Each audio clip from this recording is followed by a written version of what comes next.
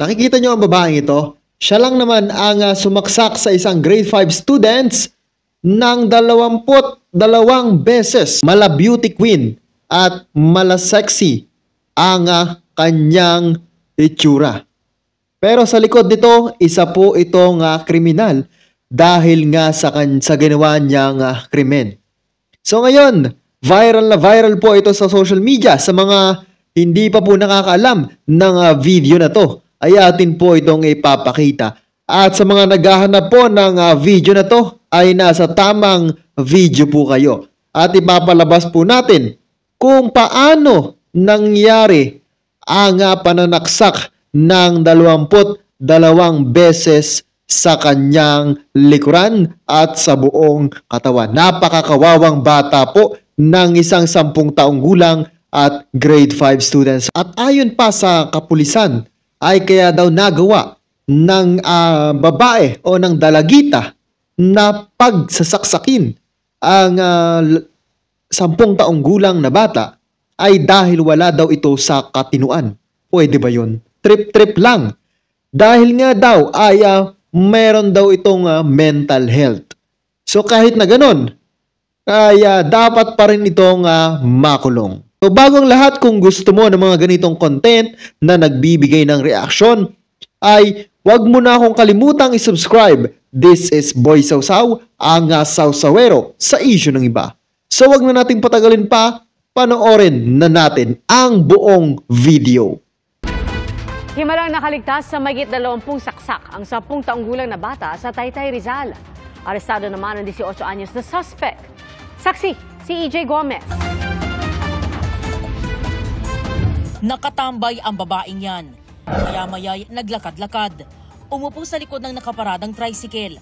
Saka bumalik sa inuupuan niya sa gilid ng kalsada. Nang dumaan ang isang batang 10 taong gulang, bigla na lang niyang sinaksak sa likod. Sa ikatlong saksak, napahiga na ang biktima.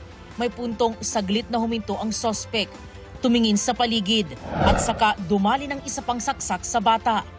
Tumayo at naglakad ang suspect at itinuro sa mga taong nakakita ang batang kanyang pinagsasaksak. Dali-daling tumakbo at binuhat ang biktima ng kanyang ina. Nangyari ang krimen sa Barangay Dolores sa Taytay, Rizal. Ayon sa pulisya, 22 saksak ang natamo ng batang biktima. Bigla na lang nanaksak itong suspect sa isang walang kalaban-labang biktima. Using a bladed weapon, no? More or less 6 inches in length. Dalawa po dito sa magkabila kanan at saka kaliwa, balikat. Tapos ito balik po itong kaliwa niya dahil dinaganan po, sabay sinasaksak siya. Nagpapagaling sa ospital ang bata. Kwento ng ama ng biktima, pauwi na noon ang anak sa kanilang bahay galing sa eskwelahan. Sobrang galit po. Blanco po isip ko. Siyempre bilang isang magulang masakit. Yung makikita mo na ginagawa sa anak mo, parang yung tago sa sa puso mo, yung kirot, sakit. Base sa inisyal na investigasyon, masasabi natin parang wala siya sa sarili, no? And nung ini-interview siya ng aming investigator, ay paiba-iba yung sinasabi at hindi klaro. So there's something about the mindset ng ating suspect. tinitingnan ng pulisya ang anggulong inggit. Bakit ka naiiyak? Iniwan po kasi nila ako kasi wala bata pa.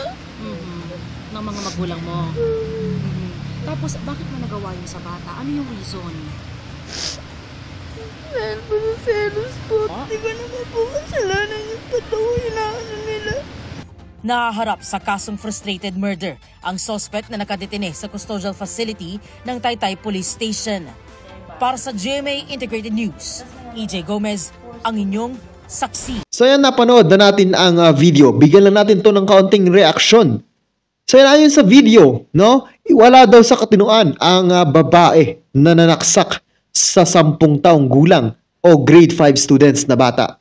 Kahit na ganoon, ay masakit pa rin bilang isang magulang na makita mo, no? Makita mo ang iyong anak na humahandusay sa isang kalsada na wala namang ginagawang masama.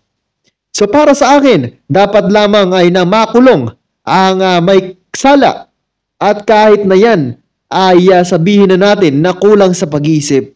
Nakikita natin sa picture na pinalabas ko kanina na napakaayos ng pananamit, napakaayos ng postura. Yan ay nasa katinuan. Sinasabi nila na wala sa katinuan, dun pa lamang sa pananamit, sa itsura, ay nasa katinuan na yan. Siguro, ginagawa na lamang yung rason para hindi siya makulong. So yun lang. Kung gusto mong magbigay ng opinyon, ay pwede po kayo diyang mag-comment sa ibaba. This is Boy Sausaw, ang sausawero sa issue ng iba.